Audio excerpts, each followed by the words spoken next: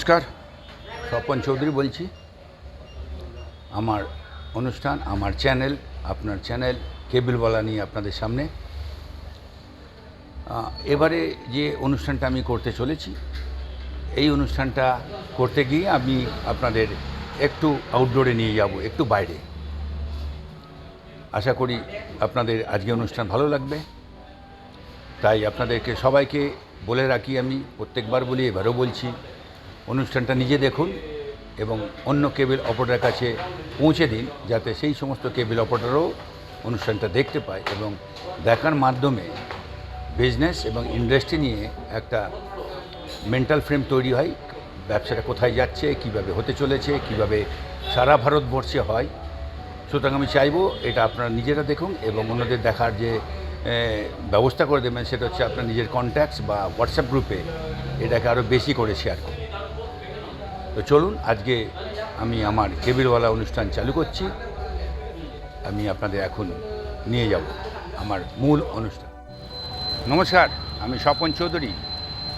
এক বিশেষ কাজে কর্ণাটক স্টেটে আসার পর আমার যে কাজটা, সেই কাজটা আমি শুরু করেছি। সেটা হচ্ছে এখানেও কেবল টিভি নিয়ে কি অবস্থা, কিভাবে এখানে কেবল টিভি চলে, কিভাবে সার্ভিসগুলো চলে, কেবলিং ম্যাটারটা কি আছে এবং কেবল নিয়ে এবং ব্রডব্যান্ড নিয়ে এখানকার অপারেটররা কী ভাবছে, কি করছে।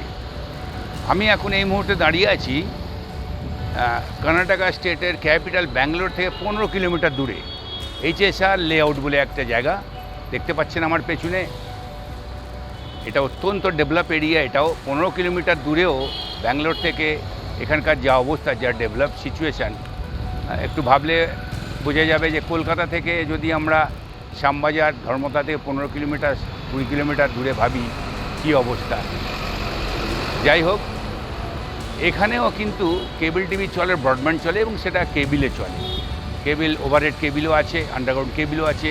কিভাবে চলছে, কিভাবে চলে, এটা নিয়ে আমি আলোচনা করব এখানকার কেবল অপারেটরের সঙ্গে থাকুন, দেখতে থাকুন। এই মুহূর্তে আমি যেটা দেখাবো এখানকার এই রোডের ওপর, এটা মেন রোড একটা, আশেপাশে বড় বড় বিল্ডিংতে বুঝতে পাচ্ছেন যে কমার্শিয়াল পশ এরিয়া। এখানে ওভারহেড কেবিলটা কীভাবে আছে সেটা একটু আমি এখন আপনাদের দেখাবো।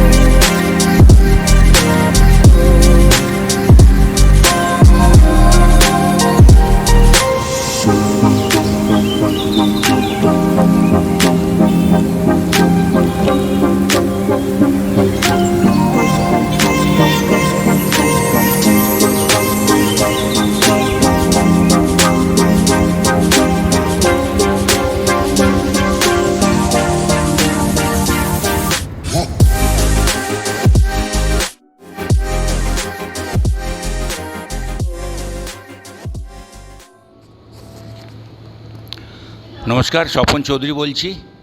এই মুহূর্তে আমি কর্ণাটকা স্টেটে আছি, ব্যাঙ্গালোর। এখানে এসেও আমি আমার কেবল টিভি রিলেটেড যে সমস্ত কাজকর্ম আছে করছি। আমি কেবল টিভি ইনফরমেশন এখানে গ্যাদার করছি। সেই জন্য আমি আমার এক পুরনো বন্ধু, কর্ণাটকে ব্যাঙ্গালোরে থাকেন উনি, সুধীশ কুমার, বহু পুরনো বন্ধু, কেবল টিভির সঙ্গে রিলেটেড, প্লাস উনি অর্গানাইজেশন করেন। ওনার কাছ থেকে আজ আমি কিছু শুনবো। তো প্রথমে আমি যেটা আমাদের কলকাতায় চলছে আন্ডারগ্রাউন্ড কেবলিং, এখানে কেবলিংয়ের পজিশান কী আছে, আন্ডারগ্রাউন্ড কেবলিং, ওভারহেড কেবলিং নিয়ে কী পজিশান আছে, আমি ওনার কাছ থেকে শুনবো। Sudhish, you tell me, in Kolkata, Bengal, the municipality corporation is trying to put all the overhead cables underground. They are planning to do this very soon. I want to know what this in your city, in Bangalore. It's a very progressive city, developed city. What they are actually planning for this cabling, overhead cabling. Hi, I'm Sudhrish from Bangalore. As already Mr. Swapan has introduced, I'm also part of Karnataka State Cable TV Operators Association. I'm the Joint Secretary, and in this industry for the last 32 years from the beginning of cable TV. Now Mr. Swapan just asked me about UG being introduced in Kolkata. For your information, it's already in the process in Andhra Pradesh and Telangana states, where they have already almost in the verge of completion of underground fiber done by the governments, respective governments, and also in Kerala, the Kerala government is proposing to do the same. In Karnataka, so far, nothing of that sort has come up. A few years back, they had proposed, which we have opposed, and we have told them that the government should not come into this business. And chairman at that time, Mr. Sharma, also supported the same cause, and he said that government should not be part of it. Now, the reason why we don't want UG to be part or initiated by government is basically because government, when you say, it is again driven by political parties. When it is political parties at the helm of affairs, what they will do is that they will use the data which is available through the fiber which goes to respective houses for their political purpose, which should not be allowed. This is purely a private business, and it should remain private. But we understand that even the central government is working on this, called as NOFN, that is National Optic Fiber Network. Again, they are laying fiber across the country, and that again is I don't know how much we should what do you call it we should oppose, or we should ask for a solution wherein it has to be through a private player, or it should be independent of any control by any political party. So if that is the case, I think it should be welcome, because UG is a must for technology, the future technology, 5G and beyond. It is a must. It has to be UG. These overhead cables are not going to be viable going forward. Yeah, Sudhir, but I have seen in HSR layout, there are lots of cables are lying in the floor, in the road, and some TJB, or what we should say, the bamboos are all hanging in the trees. How then this is happening in this type of developed city? When you're talking about fiber, the overhead fiber which you see visibly on the main roads and all that. Now coming to that, I'm not trying to safeguard our cable operators, but that is a fact. Any cable operator listening to this will understand, is that the cable operators are always in the interiors. That is, they are more for the domestic customers, and those are the bylanes. So when we are talking about bylanes, the cables which are laid are by building to building and from some trees or whatever it is, but not on the poles, the telephone poles or the electric poles. Those fibers which you are seeing on the main roads are from telecom and internet operators, who, as you know, that many internet and telecom operators have investments wherein if a cable is cut, they don't bother. They just pull a new fiber and let go of the fiber which is cut. So that is what is actually, sore to the eyes. When you are looking around, you find a lot of cables fallen around. It is not cable TV operators, but the blame is always on the cable TV operator. Coming to the industry, Sudhir, how do you see this cable and broadband business is going forward? Basically, for the cable operators, how they will survive and will do business in the future to come. Now, cable TV networks, every operator is aware that if we had, say, for example, 1,000 connections about 5-6 years back, now it has come down to 500 or 400 connections. They have lost more than 50% of their connectivity to DTH and OTT players. DTH being the major, chunk. Now going forward, when you're talking about survival of the operators, the operators have to work on internet provision also. They have to take over internet also. They should provide customers with internet services. Once you take over internet services, you have you automatically you have OTT channels which will be part of it, and then you have telephony and 5G coming in. You have home automation. Everything is going to be through the fiber that you are going to connect to the customers.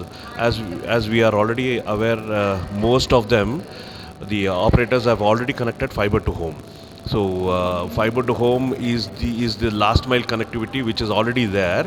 So whoever, any private player coming in or the big MNC companies which are coming in can always take cable operators to reach the last mile. So we should be well prepared, and I'm sure that if cable operators are technologically advanced and ready, they will not have any challenges, but their business will increase and they will survive. Okay, we understand, Sudhrish, what you are trying to say is the infra development that which has already been developed by the cable operators.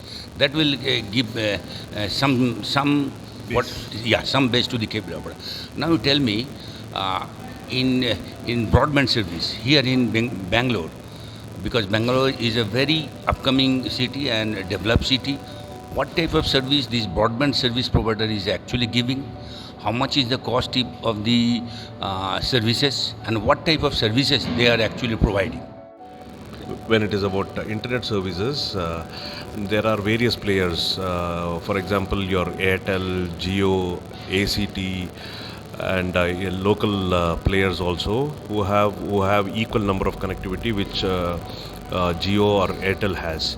Now and again, it is supported in some to certain amount, I mean, or numbers. It is supported by the cable operators, and in certain places it is not. The companies like Airtel and Jio have gone directly to the customers as well. Okay, now the internet scenario in Bangalore specifically is that we have slums as well as the high net worth individuals also. So it's a challenge when it comes to catering to these customers, but that has been achieved, because when you're talking about say a customer who's in a slum also requires internet today, basically because today after COVID, every house needs internet due to online classes, and if you're talking about whether it is middle class or upper class or high net worth individuals, there again people working from home. So for anything, for business, for transactions, e-commerce, anything and everything, there is internet required. Though your mobile is catering to that minimum internet, but still it is a must. So there is a revenue, I mean tariff, which starts from around 400 rupees to, you can say, about 3,000, 4,000 rupees also. And in this What is this percentage of the the ARPU. The ARPU, if you ask me, is about 700, 800 rupees in Bangalore for internet services. what type of service they are actually providing? Is there the IPTV service, OTT? Yeah. No. IPTV, few of the providers tried, but we opposed as an association. We opposed IPTV services on internet, basically because once IPTV is on internet, then customers don't need cable TV. And these ISP service providers, none of them have any MSO license, nor have they signed broadcast agreement for the channels. So that is illegal. And anywhere in the country, we should not allow IPTV to be on internet, because that will impact cable operators, and that is our right. Okay, I understand. Now, I understand that you are also General Secretary of the association here in Karnataka. Now tell me how you are actually managing the cable operators and trying to put the cable operators in a much better options. What should we say? Yeah. So see, as an association, what I would like to say is that we are connected with various associations across the country. Okay, including Mr. Swapan, who keeps us informed of various developments and hurdles which we foresee in our industry. So, being the case, what happens is we are always prepared for any exigency, and we keep our operators also informed about what are the developments and hurdles which are coming our way. And we are in regular touch with TRI office and a few of our broadcaster friends and the associations across, like the association in Maharashtra, Delhi, Hyderabad, Tamil Nadu, Kerala. We keep in regular touch with them, and we understand how they are working towards any challenges, and we also prepare ourselves for the same. And the reason why today in Bangalore or Karnataka across there is no government which is coming and trying to initiate the UG by themselves is because we as an association, we have protested and we have gone against such proposal which came before, and we will be doing the same. I think association has a lot of work to do when it comes to protecting the industry and taking it forward. Thank you. আপনারা শুনলেন একজন কেবল operator plus উনি একজন general secretary কেবল operator অ্যাসোসিয়েশনের। তার বক্তব্য কি, তিনি কিভাবে দেখছেন কেবল টিভিটা, কিভাবে দেখছেন আগামী দিনে ফিউচারে কেবল টিভিটা কিভাবে হবে। তো আমি সবার কাছে তার বক্তব্য তুলে ধরলাম। আমি চাইব আপনারা যারা অ্যাসোসিয়েশন করেন, যারা ফ্রন্টলাইন কেবল অপারেটর, তারাও আগামী দিনে এই সমস্ত ন্যাশনাল লিডার কেবল অপারেটরের সঙ্গে যোগাযোগ বাড়ান, যোগাযোগ করুন এবং ইন্ডাস্ট্রিটা কীভাবে এগোচ্ছে ব্যাপারটা বুঝুন, এবং যদি সম্ভব হয় একটা ন্যাশনাল প্ল্যাটফর্ম তৈরি করে কাজ করার জন্য ব্যবস্থা করুন।